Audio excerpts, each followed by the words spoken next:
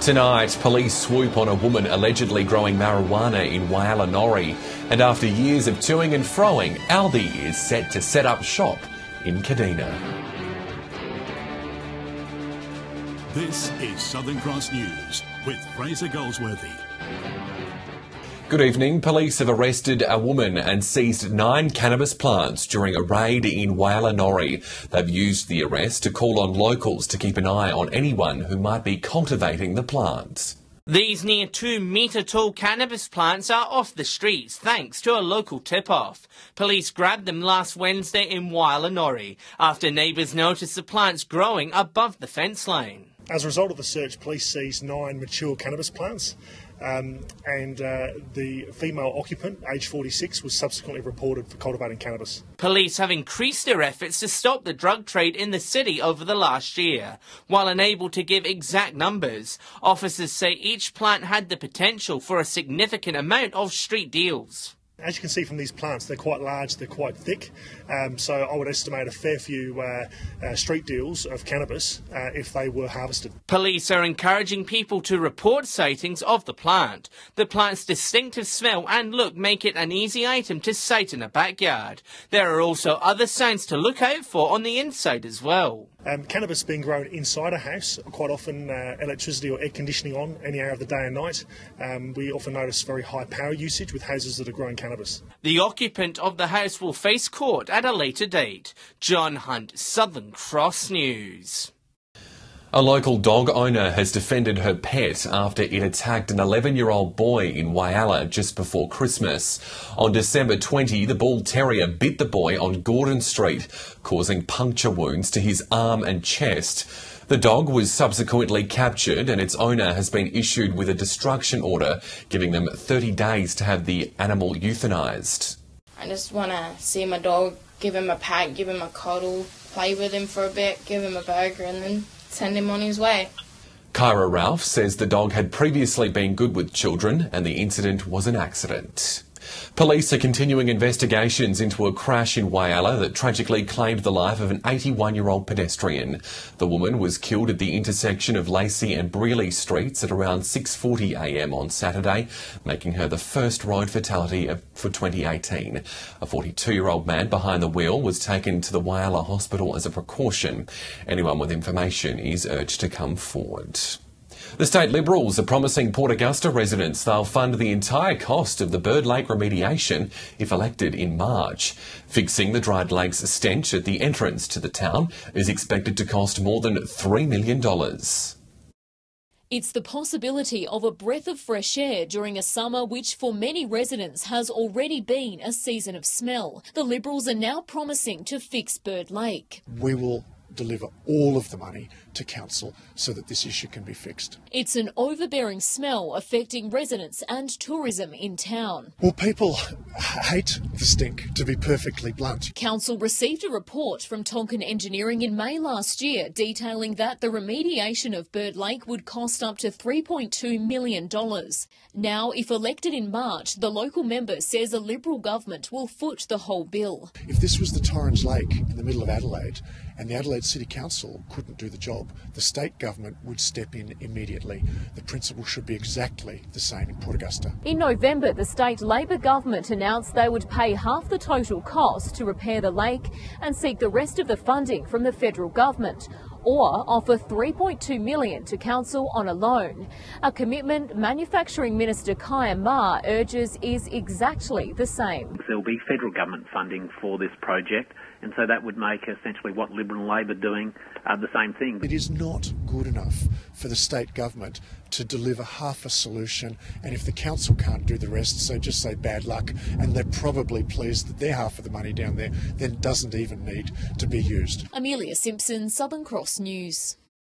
Well, after 5 years of discussions, Aldi is setting up shop in Kadina. The supermarket giant plans on hiring local businesses during construction, as well as a number of locals to maintain the store.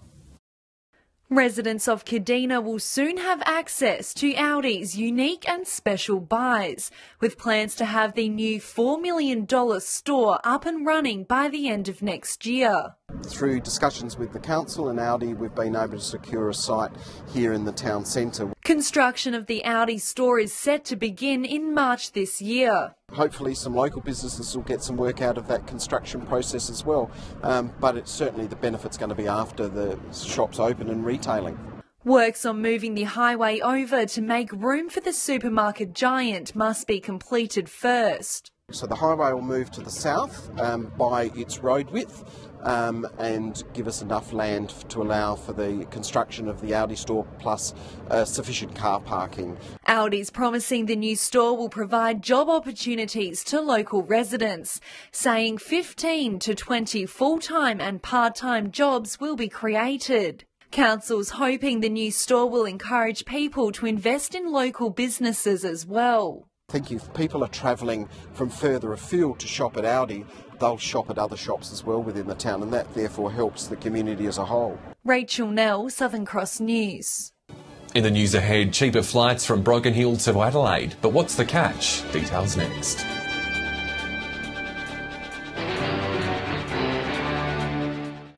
Two teenagers have been arrested following a break-in at a Port Lincoln school over the weekend. Police responded to alarms at Curtin Point Primary School just after 6 o'clock on Saturday night. Security guards spotted the youths fleeing the scene where the pair had left two previously stolen drills. They appeared in the Port Lincoln Youth Court today, facing a raft of charges. Meantime, Broken Hill Police are urging anyone with information to come forward following a string of recent break-ins. A number of homes across town have been broken into during the first week of the new year. Houses on Argent, Moorish, Cornish and Willis streets were targeted. Items taken include an iPad, a vacuum, power tools, a generator and a welding kit. Anyone with details is urged to contact Crime Stoppers. Well, while most of us spent the Christmas break relaxing, GFG Alliance has gone on a spending spree. Local leaders say while it's early days, 2018 is shaping to be a positive year for the city. John Hunt explains. This small piece of coking coal represents a major part of the steelmaking process. It's used to smelt iron ore. Previously, Wireless Steelworks had to import it at considerable cost, but as of last week, it now owns a stockpile of its own.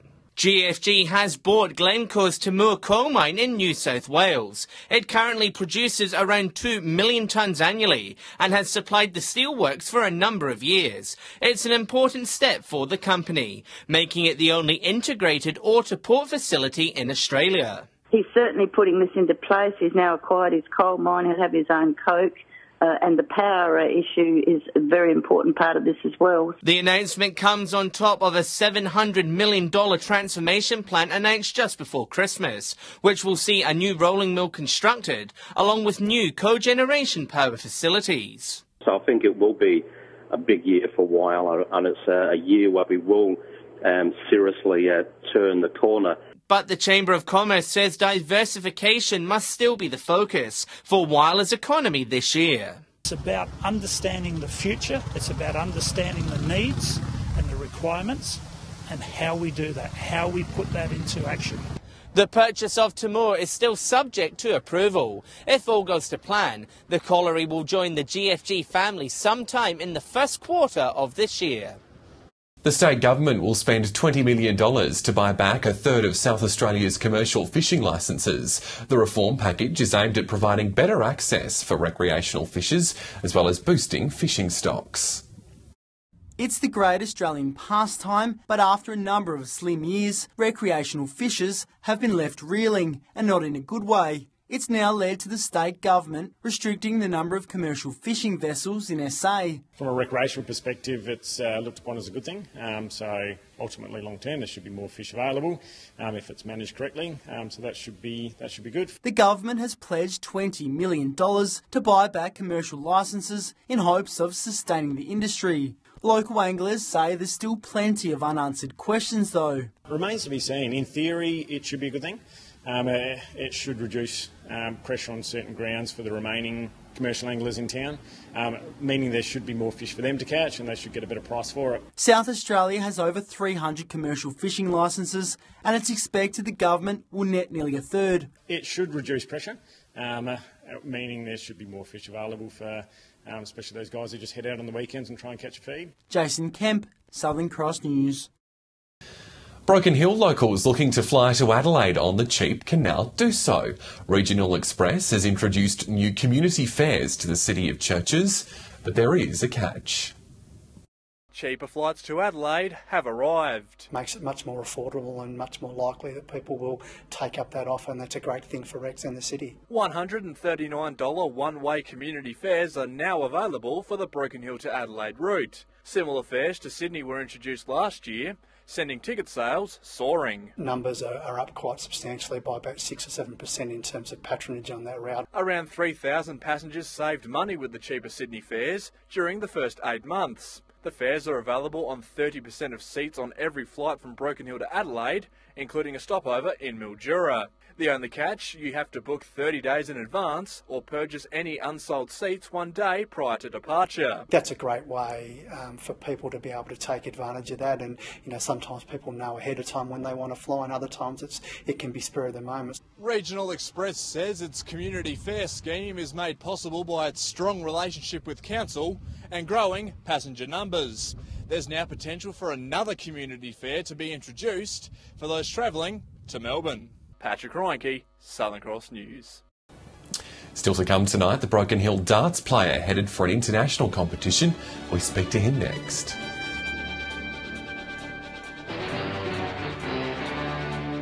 A Broken Hill darts player is headed for Brisbane to take part in a major competition. Ray O'Donnell will share the stage with some of the world's best darts players in an international showdown. With a steady hand and a keen eye, Ray O'Donnell is about to get a taste of the big time. I'm looking forward to the experience and to walking on the stage like everyone else. Known to his teammates as Bubba, Ray will be competing in Queensland's International Pro Darts Showdown, squaring off against world stars including Kyle Anderson and Phil Taylor. But you do quite often see that he fancies the 990 I hope it's in a great atmosphere and get to enjoy it. Bubba's been playing darts locally for 19 years and has a long list of achievements, including representing South Australia 9 times. Those state-level performances earning him a spot in the Pro Darts Showdown. The draw's done on Tuesday night, so when I get there off the plane, go straight there, they do the draw and find out who I'm playing. Ray flew out from the Silver City yesterday, bound for Brisbane, excited to be going up against some of the best players in the world. And he's already sent through his entrance song. It's like that, DMC. Patrick Reinke, Southern Cross News. The Wateroo swimming enclosure in Wallaroo has been temporarily reopened so locals and holidaymakers can enjoy a safe dip in the ocean. The facility was closed down for a number of months after suffering damage during wild weather. Erratic weather conditions saw waves surge through the new $2 million Wateroo swimming enclosure last year, tearing it to pieces. It forced council to close the popular swimming hole. Within 4 months of the old facility getting wiped out, we'd had the new one open, but unfortunately some of their calculations weren't as good as they'd hoped, and some of the main step structures actually failed during the winter. Council is now working with a team of engineers to have the water park fully operational in the coming months. It's certainly a high priority for them, and we want to see the facility back to what we paid for basically within a few months. A temporary fix has been put in place and the Wateroo swimming enclosure is now open for beachgoers to enjoy. At the moment it's just got the ladders and the pontoons. We hope to bring back the step pontoons. The new pontoons at Wateroo are designed to handle all of the weather conditions of the Spencer Gulf. New structure's comes with a 15-year warranty but a design life of 25 to 40 years. Rachel Nell, Southern Cross News. Sporting clubs on the Eyre Peninsula have received a New Year's boost from the state government. The grants are part of the Active Club program, which is designed to pump vital funding into grassroots organisations. More than 500,000 South Aussies participate in sport every week. In small towns across our state, local sporting clubs are often the backbone of the community. It's important for the community with any sport, whether it be tennis, football, soccer. It's just good for a small town, getting everyone out there. It doesn't come cheap though. Organisations such as the Port Lincoln Netball Association need money to keep the league on court. Keep our courts clean, our surfaces clean, because over the years a lot of dust, dirt, moss, mould. Yeah, so we need to keep them clean for our players. The state government has announced $5,000 to keep the league safe. The grant is thanks to the Active Sports program, which will also extend to the Port Lincoln Yacht Club, the Leisure Centre and the Streaky Bay Bowling Club. Whyalla Cricket and Hockey Associations will receive the vital funding too. Port Lincoln Netball is hopeful this will be the first step in revamping the tired playing surface. So eventually we're going to have to do resurfacing of courts, which is obviously very expensive. Jason Kemp, Southern Cross News. Stay with us. After the break, we'll have all the local weather details with Abby Donaldson. And Abby, we had a bit of wet weather to start the working week. Yes, that's right, Fraser. A few odd showers, but conditions will fine up and heat up this week. I'll have all the details next. Welcome back. Taking a look at the weather now. Well, we saw some scattered showers around most centres today. Port Augusta hit a warm top of 31 degrees. Cooler maximums in Whyalla and Port Lincoln with temps in the mid-20s. It was a very different story in Broken Hill, a scorching 38 the top, and it was a hot one in Port Pirie as well. On the satellite, in cloud cover over northeastern South Australia in a heat trough is causing some thunderstorms, which are most intense further north. Cloud over southern parts of the state in a weaker trough is what's causing those odd light showers. Southerly shifting southeasterly winds up to 25 knots on the waters tomorrow. Quite high seas too at 2.5 metres with a south-southwesterly swell. Sunrise is at 17 past 6 and sunset's just before 8:35 tomorrow night. And there's plenty of sunshine around all centres for tomorrow. 31 the top for Port Augusta. It's looking like a lovely day in Whyalla. Cooler temps to the west again, 24 the top for Port Lincoln. It's going to be sunny and hot in Woodner, Corn, Broken Hill and Port Pirie, with temps hovering around the low 30s, and a fine day's in store for Clare, 28 the top. Looking ahead, some very pleasant fine conditions are in store in the west for all centres tomorrow before the heat ramps up again from the middle of the week. It's looking like a scorcher in Cleve and Woodner as temps creep up into the high 30s for Thursday. But temps will drop again for Friday. Port Lincoln heading for a lovely 24-degree day. A similar story further up the Gulf, but that heat's really going to pack a punch earlier. Temps hovering around the 30s before the mercury rises even more on Thursday. Port Augusta's in for a scorching 41-degree top on Thursday, but temps will cool off to end the working week with some scattered showers about as well. And lastly, it's going to be very hot in Port Pirie and Broken Hill on Thursday before a cool relief sees temps drop off for Friday, except for Broken Hill, which will remain very hot, 41 the top there. So, Fraser, it's certainly going to be a hot one on Thursday. It is. Thanks, Abby. And that's Southern Cross News for now. Thanks for your company. I'll have updates later. Until then, good night.